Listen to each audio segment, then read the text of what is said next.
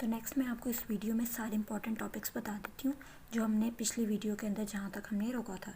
ठीक है, तो हमारा ये वाला सारा पोर्शन तो हो चुका था कि एक्टिविटी ये सारे जो हमारे पास फेगोसाइटोसिस का टॉपिक था और ये ल्यूकोसाइट मीडिएटेड टिश्यू इंजरी, ये सारा कुछ आपने रीड करना है। ठीक है, मीडिएटर्स ऑफ इन्फ्लेमेशन जो है इसको भी आपने रीड करना है। इसके अंदर हमारे पास एक टेबल होगा मीडिएटर्स का, उसको आपने अच्छे से याद कर लेना है। ठीक है, क्योंकि मीडिएटर्स का जो हमारे पास एक यूक्यू आता है तो वो उस टेबल से ही कवर हो जाता है। तो ये जितने भी हमारे पास मीडिएटर्स हैं इन सबको आपने अच्छे से रीड आउट दे देनी है, एक अच्छी रीड दे देनी है।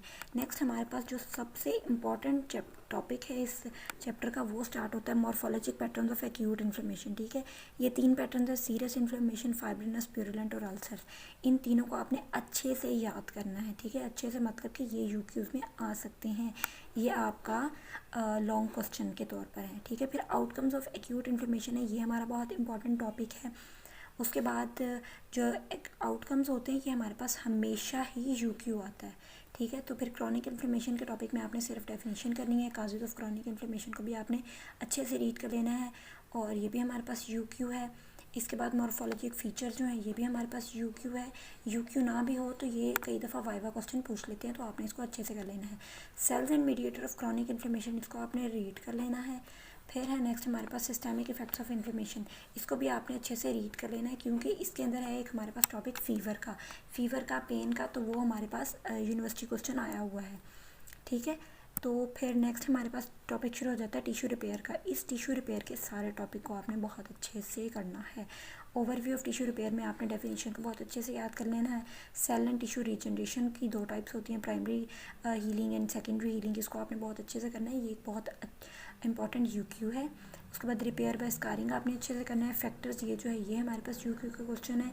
एग्जांपल्स जो हैं क्लिनिकल एग्जांपल्स, तो इसके अंदर 2 एग्जांपल्स आते हैं, क्लोइड्स और मेरे ख्याल में हाइपरट्रॉपिक कोई स्कार है। ठीक है, तो उसको आपने अच्छे से कर लेना है। तो मैंने आपको यहाँ से ही बता दिया है, इसकी आउटलाइन से, चैप्टर की आउटलाइन से, सारे इंपॉर्टेंट टॉपिक्स कि आपने कौन कौन से रीड करने हैं और कौन कौन सा किसको आपने यूक्यू के तौर पर आपने तैयार करना है। तो नेक्स्ट अब हम अगले चैप्टर पर चलते हैं। तो ये देखिए नेक्स्ट हमारा जो चैप्टर है चैप्टर नंबर 4 हीमोडायनेमिक डिसऑर्डर्स का, इसमें से भी हमारा एक यूक्यू आता है। ठीक है, जैसे कि मैंने लिखा हुआ है कि ये पूरा चैप्टर पढ़ना है तो ये फुल चैप्टर भी पढ़ना है आपको। सबसे पहले इसके अंदर आ जाता है हाइपरईमिया एंड कंजेशन। ठीक है, तो हाइपरईमिया एंड कंजेशन को आपने अच्छे से रीड करना है और इसका ये बहुत इंपॉर्टेंट है। ठीक है, ये इसका यूक्यू क्वेश्चन आ जाता है इन दोनों के अंदर डिफरेंस का।